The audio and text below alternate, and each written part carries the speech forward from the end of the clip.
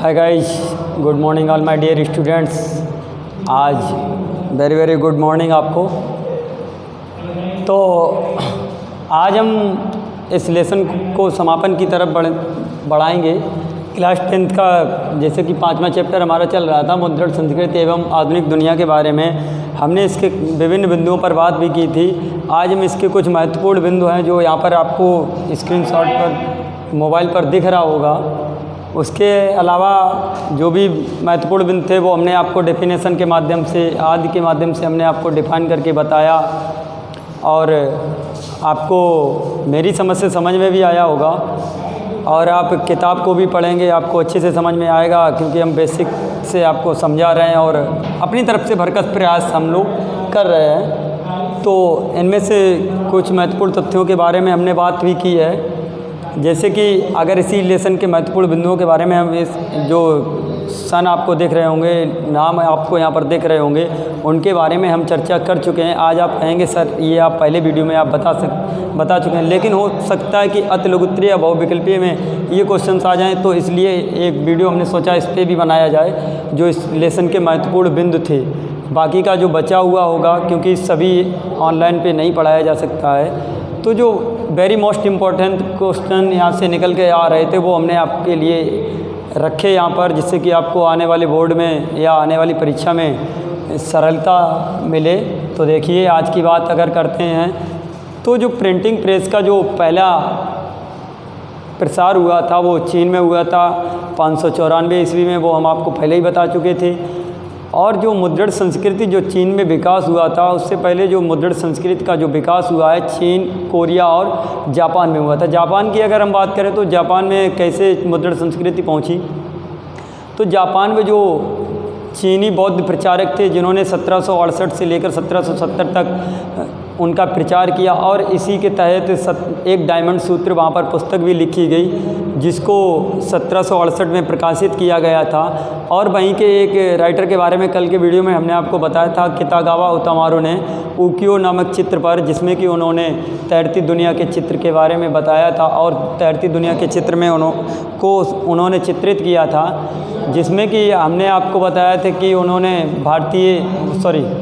जो आम आदमी जो शहरी जीवन था आम आदमी का, उसके बारे में उन्होंने चित्रित किया था। और उनके बारे में जो उनसे प्रभावित चित्रकार थे या जो कलाकार थे उनमें हमने बताया था माने और वैन गॉग जो थे उनसे काफ़ी प्रभावित हुए थे।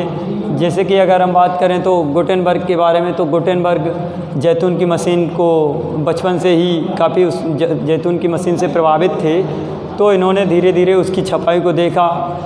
तो जोहान गुटेनबर्ग ने क्या किया, 1430 ईस्वी में बाइबिल नामक एक पुस्तक छापी।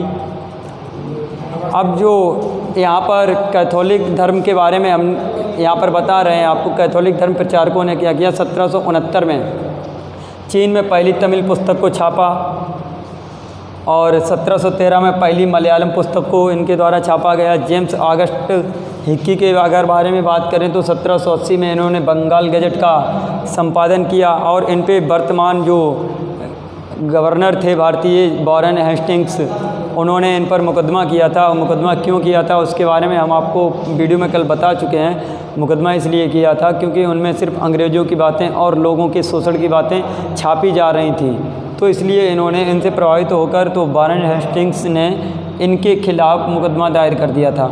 अगर बंगाल गजट की ही बात करें तो जो ये औपनिवेशिक बंगाल गजट था जो कि ब्रिटिश शासनकाल की ब्रिटिश कंपनी के द्वारा लाया गया था। और यदि भारत की बात करें तो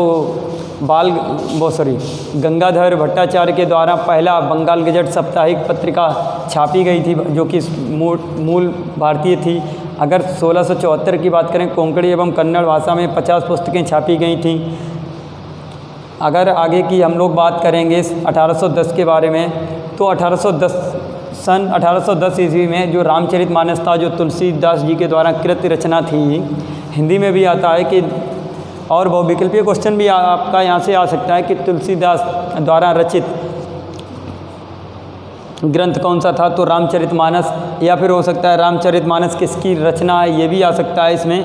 तो आप बता सकते हैं वहाँ पर तुलसीदास जी के द्वारा रचित जो रचना थी रामचरितमानस, उसको 1810 में पहली बार मुद्रण किया गया था। कहाँ पर किया गया था? कलकत्ता में। ये भी हो सकता है क्वेश्चन आपका दे दिया जाए। अब बात आती है 1821 में संवाद कौमुदी की।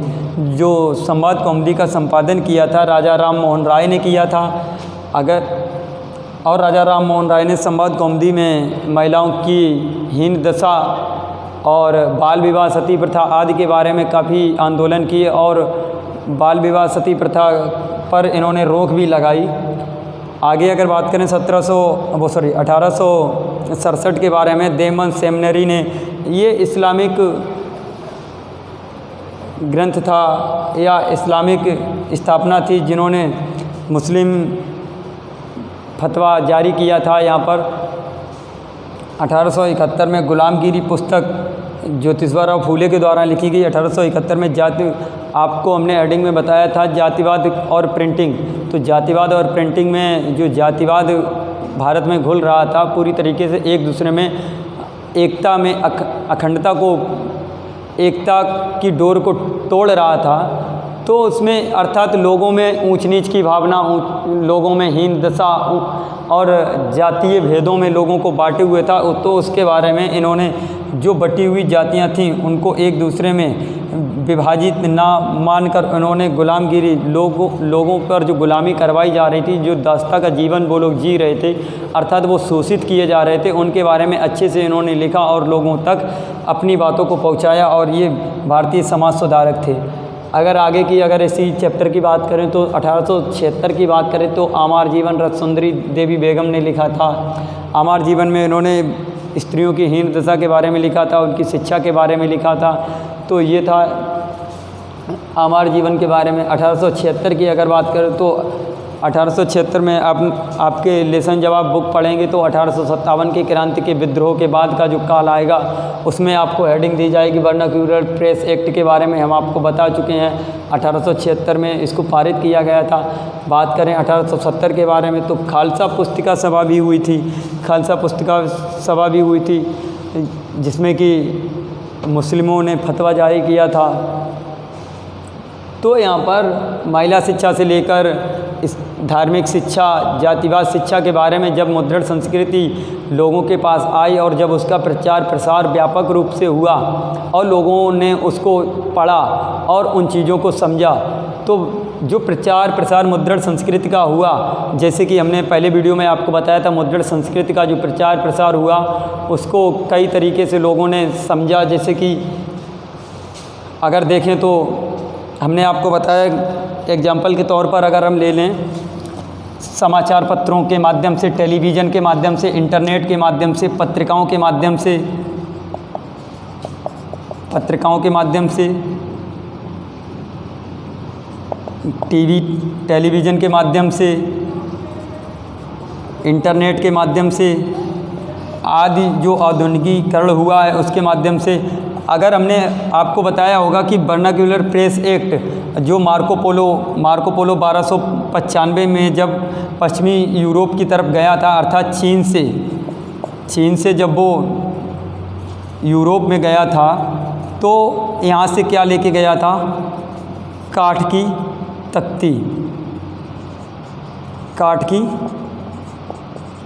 तख्ती, जिसके काठ की तख्ती क्या होती थी? इस पर काठ की तख्ती के द्वारा यहाँ पर जैसे कि छपाई की जाती थी और काठ की तख्ती से या वर्नाक्यूलर प्रेस एक्ट के माध्यम से कपड़ों पर छपाई की जाती थी, ताश के पत्तों पर छपाई की जाती थी। तो इसका प्रचार प्रसार जब व्यापक रूप में होता गया और इसको निरंतर गति से विश्व के प्रत्येक देश में उसको फैलाया गया, प्रचार प्रसार जब इसका किया गया, मार्केटिंग इसकी बढ़ी और लोगों ने इसको अधिक बढ़ाया और लोगों ने इस पर लिखना प्रारंभ किया। और जब लिखना प्रारंभ किया और पुस्तकें सस्ते मूल्यों पर लोगों तक पहुंचाई जाने लगी, जैसे कि हमने आपको बताया होगा पेनी चैप बुक्स के बारे में, तो जब ये पुस्तिकाएं जब लोगों ने विचार विमर्श करना स्टार्ट किया, उसको छापा, उसको पढ़ा लोगों ने और उस पर विचार मंथन करना, बौद्धिक चिंतन और वैचारिक चिंतन जब प्रारंभ किया तो लोगों में तर्क शक्ति बढ़ी, आधुनिकीकरण बढ़ा और मुद्रण संस्कृति ने आधुनिक दुनिया के जीवन को पूरी तरीके से ही बदल दिया और उसमें प्रचार प्रसार किया और शिक्षा की ओर लोग अग्रसित होने लगे। तो ये था आज का टॉपिक। आज का लेसन यहीं पर समाप्त करते हैं, मुद्रित संस्कृति और आधुनिक दुनिया। बाकी का जो इसका जो भी वीडियोज़ हैं वो आने वाले चैप्टर का वो हम आगे बताएंगे आपको, और इसमें जो बचे हुए सिलेबस हैं, बचे हुए पार्ट हैं, उनके बारे में हम आपको बताएंगे। आगे की अगर बात करें तो इसी चैप्टर के जो भी इम्पॉर्टेंट क्वेश्चन है जो बोर्ड में आने वाले हैं उनको हम व्हाट्सएप पर आपके ग्रुप पर, जो आपका ग्रुप बना है उसमें सेंड कर देंगे। आप उसमें अच्छी तरीके से देख सकते हैं। वीडियो को देखना ना भूलें, वीडियो को अधिक लाइक करें, शेयर करें और सब्सक्राइब करें। यदि फिर भी आपको कोई समस्या आती है तो आप कमेंट बॉक्स में कमेंट कर हमको बता सकते हैं, आपकी समस्या का समाधान किया जाएगा। बेस्ट ऑफ लक, क्योंकि ऑफलाइन क्लास चल रही है, नहीं चल रही हैं, और ऑनलाइन क्लास के माध्यम से आधा घंटे या 1 घंटे में हम लोग जो भी मुख्य बिंदु होते हैं आप तक पहुंचाने का भरकस प्रयास करते हैं। तो आप वीडियो को अधिक से अधिक देखें, जिससे कि आपके अच्छे नंबर आ सकें और आप विद्यालय और आप अपने परिवार का नाम, अपना नाम ऊंचाइयों पर पहुंचाएं। ये मैं कामना करता हूं कि अगर आप वीडियो को आप देखते रहे और समझते रहे और अपनी किताबें आप घर पे ऑफलाइन तरीके से पढ़ते रहे तो विश्वास रखते हैं और हम विश्वास करते हैं कि आप अच्छे नंबर पा सकते हैं। Best of luck, thank you.